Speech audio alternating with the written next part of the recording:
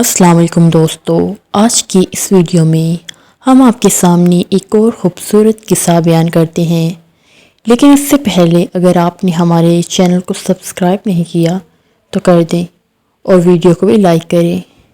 یہ قصہ حضرت سارہ رضی اللہ تعالیٰ عنہ کے بارے میں ہے کہ جب فرعون نے حضرت سارہ کو زبردستی اپنے محل میں بلایا تھا۔ یہ واقعہ فرعون کو کچھ اس طرح بیان کرتا ہے۔ فرعون کہتا ہے، یہی زمانہ ہوتا تھا جب جامع چرواہوں کی آمد شروع ہوئی۔ ان میں ایک چرواہا ابراہیم علیہ السلام بھی اپنے بھتیجے لوط علیہ السلام کے ساتھ ریوڑے لیے مصر میں داخل ہوئے۔ لوط علیہ السلام قد بت میں ابراہیم علیہ السلام سے ملتا تھا۔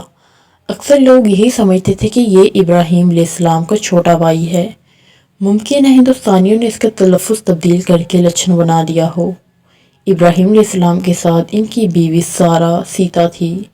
میرے آدمی نے سارہ کو جنگل میں بکریاں چراتے دیکھا تو میرے سامنے اس کے حسن کی تعریف کچھ اس طرح بیان کی کہ مجھے شوق پیدا ہوا کہ اسے دیکھوں۔ ایک دن میں اپنے درباریوں کے ساتھ شکار کے بہانے گیا اور شکار کھیلتا ہوا اس طرف جا نکلا جہاں سارہ بیر بکریاں چرا رہی تھی۔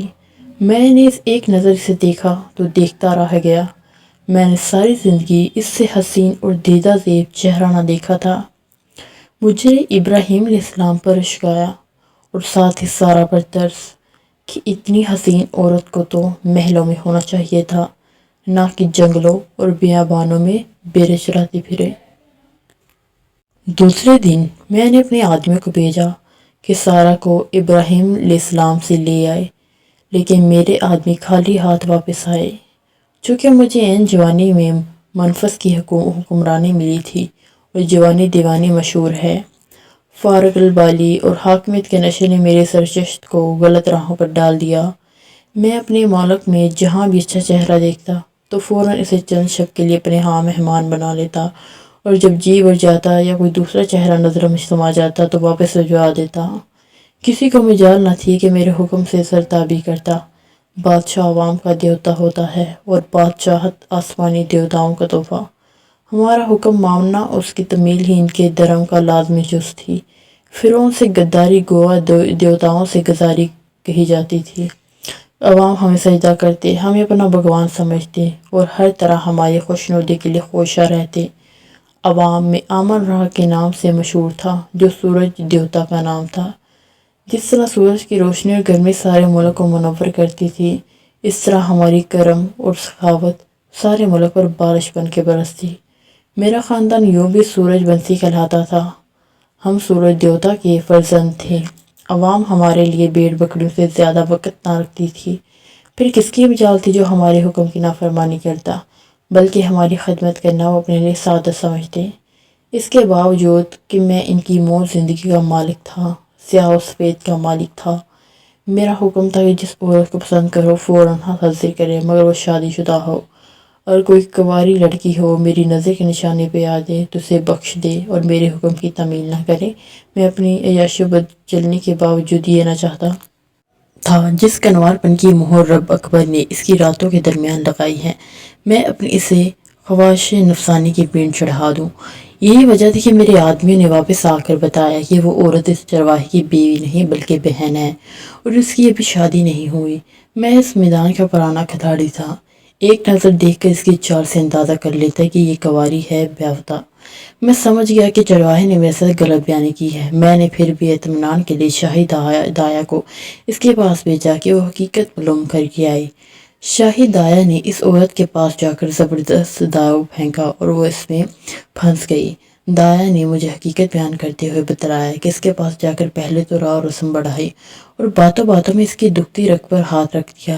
دائی نے پوچھا، بی بی کیا بات ہے؟ تمہاری شادی کو کافی عرصہ ہو گیا، کیا تم بیمار ہو یا تمہارے شوہر میں کوئی ایسی کمی ہے جو آج تک تمہاری گود ہاری نہیں ہوئی؟ دائی کے ہمدردانہ رویے کے باوجود وہ خاموش رہی اور کوئی جواب نہ دیا۔ شاہی دایا جان گئی، سمجھ گئی کہ اگر کنواری ہوتی تو مسکرا کر شرما کر جواب دیتی کہ اس کی تو ابھی شادی بھی نہیں ہوئی۔ شاہی دایا نے مزید اطمینان کے لیے اس سے کہا، دیکھو بی بی، اس علاقے میں دائی کا کام کرتی ہوں، میرا یہ خاندانی پیشہ ہے، کسی گھر میں بچے ہوں یا نہ ہوں تو امیر سے لے کے غریب تک مجھے ہی بلواتے ہیں، اور آج تک ایسا نہیں ہوا جہاں میرے قدم پڑے وہاں بچے کلکاری آواز نہ گونجے۔ میرے اوپر اعتبار کرو، مجھے اپنا ہمدرد سمجھو، اگر کوئی ایسا ویسا مسئلہ ہے تو کھل کر بات کرو۔ اگر تمہیں کوئی مرض لاحق ہے یا تمہارے شوہر میں کوئی کمی ہے تو میرے پاس ہر مرض کا علاج موجود ہے۔ لیکن چرواہے کی بیوی نے نہ بچے ہونے کی شکایت کی، نہ اپنے شوہر کی کسی کمزوری کا ذکر کیا۔ وہ خاموش رہی، مگر اس کی خاموشی سے اس کا راز کھو رہی تھی۔ شادی کے بعد عورت کی سب سے بڑی خواہش یہ ہوتی ہے کہ وہ بیوی سے بڑھ کے ماں کا مقام حاصل کرے، تاکہ شوہر اور اس کے خاندان والوں میں اس کی فقت بڑھے۔ لیکن وہ بیوی ہر طرح سے صابر و شاکر نظر آئی تھی۔ کوئی اور ہوتی تو پھٹ پڑتی اور اپنا دکھڑا کھول کر بیٹھ جاتی۔ شاہد آیا، جو جاننا چاہتی تھی وہ جان چکی تھی۔ اس نے اٹھتے ہوئے کہا، اگر تم اپنے دل کی بات نہیں کرنا چاہتی تو نہ صحیح، میں تو تمہاری ہمدردی میں اتنی بات کر رہی تھی، ورنہ مجھے کیا، تم جانو میں جاتی ہوں۔ دائی کو نام دے کے میں نے رخصت دیا اور اپنے خاص کلام کو بلا کر ہدایت کی، اس عورت کو چرواہے سے زبردستی چھین لو، کیونکہ اس نے ہم سے جھوٹ بولا ہے۔ میرے غلام گئے اور ساروں کو زبردستی اٹھا لائے۔ مجھے اس وقت اندازہ نہ تھا کہ اگر کسی کی بیوی کو زبردستی چھین لے تو شوہر کے دل پر کس سہارے چلتے ہیں۔ ابراہیم علیہ السلام اپنی بیوی کے چھن جانے پر کس طرح تڑپا ہوگا۔ وہ بے بس تھا، مجبور تھا، دل محسوس کر کے رہ گیا ہوگا، مگر مجھے اس کے جذبات کا کب احساس تھا۔